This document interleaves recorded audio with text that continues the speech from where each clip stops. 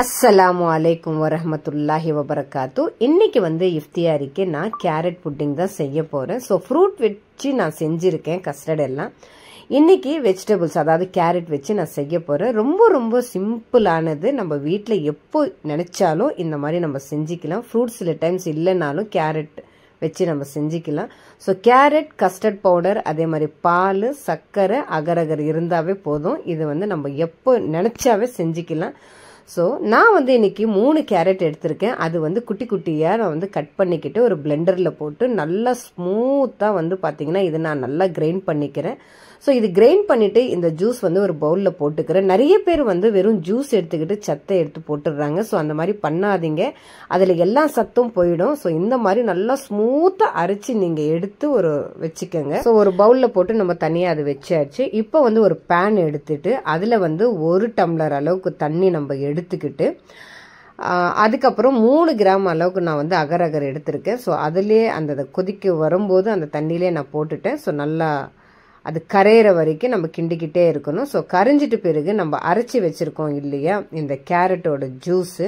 So இந்த மாதிரி நம்ம போடும்போது அந்த கேரட் ஹல்வா செய்கிறோம் பார்த்தீங்களா, அந்த ஸ்மெல் அப்படியே நம்மளுக்கு வருது. ஸோ இப்போ இன்னும் சுகர் ஆட் பண்ணும்போது இன்னும் அந்த மனம் அப்படியே கேரட் ஹல்வா மாதிரியே தான் தெரியுது.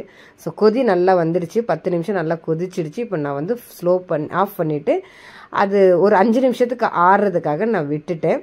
ஸோ இப்போ நான் இந்த கிளாஸில் தான் இந்த புட்டிங் நான் செய்ய போகிறேன். ஸோ இந்த கண்ணாடி கிளாஸ் தான் 2 எடுத்திருக்கேன். இந்த பிளாஸ்டிக் பவுலில் அது வச்சு கொஞ்சம் அப் அண்ட் டவுனாக இருந்தது. அதனால் ஒரு சப்போர்ட்டுக்கு பின்னாடி ஒரு கர்ச்சீஃப் மாதிரி வச்சுட்டு அதுக்கு மேலே நான் இது வச்சிருக்கிறேன்.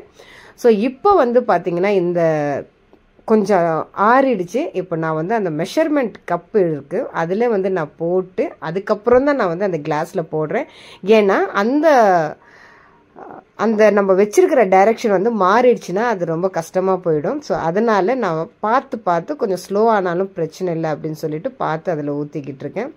ஸோ அந்த 2 கிளாஸும் நம்ம இதே மாதிரி ஃபில் பண்ணிடலாம். ரொம்ப பொறுமையாக நீங்கள் பண்ணுங்கள், ஏன்னா டைரக்ஷன் மாறிடக்கூடாது, அதனால தான். ஸோ இதை நம்ம ஃபில் பண்ணிட்ட பிறகு எடுத்துகிட்டு போயிட்டு நம்ம ஃப்ரிட்ஜில் வச்சிடலாம். 1 ஹவருக்கு நான் வைக்கிறேன். ஸோ நல்லா செட் ஆகட்டும் அப்படின்னு சொல்லிட்டு இது நான் வச்சுட்டேன். ஒரு 1/2 hour இல்லை 45 மினிட்ஸ்க்கு அப்புறமா நம்ம ஒரு பேன் வச்சுட்டு அதில் 1 டம்ளர் அளவுக்கு நான் மில்க் எடுத்திருக்கேன், அதாவது பால் எடுத்திருக்கேன். ஸோ பச்சை பால் 2 டேபிள் ஸ்பூன் ஒரு சின்ன பவுலில் போட்டுட்டு 1 டேபிள் ஸ்பூன் கஸ்டர்ட் பவுடர் நல்லா கலக்கிட்டேன்.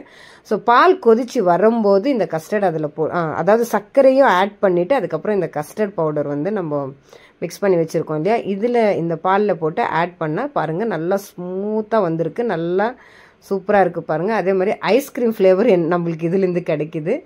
ஸோ இது ஆறுறதுக்காக நான் இந்த மாதிரி வச்சுட்டேன். இப்போ ஃப்ரிட்ஜிலேருந்து நம்ம எடுத்துட்டோம், பாருங்கள் நல்லா செட் ஆகிடுச்சு. இப்போது இந்த ஸ்பூனோட ஹெல்ப்பால் பார்த்தீங்கன்னா அந்த 2 கிளாஸ்லேயும் நம்ம ஃபுல்லாகவே இந்த கஸ்டர்ட் போட்டுக்கலாம். இந்த கஸ்டர்டில் உங்களுக்கு தேவைன்னா நட்ஸோ இல்லை ஃப்ரூட்ஸோ நீங்கள் போட்டுக்கலாம். நான் எதுவுமே போடலை.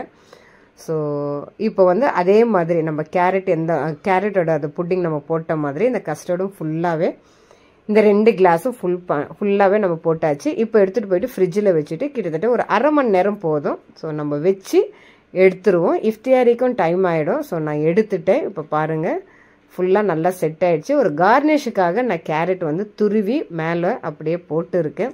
ஸோ இந்த கலர் பார்க்கும்போதே நம்மளுக்கு சாப்பிட்ணுன்னு தோணுது. ஸோ சூப்பராக இருக்குது. ஸோ நீங்களும் வீட்டில் இந்த மாதிரி ட்ரை பண்ணுங்கள். ரொம்ப ரொம்ப சிம்பிள். கேரட் சாப்பிடாத பிள்ளைங்களுக்கு இந்த மாதிரி பண்ணி கொடுத்தீங்கன்னா ரொம்ப நல்லாயிருக்கும். ஸோ தேங்க்யூ ஃபார் வாட்சிங்.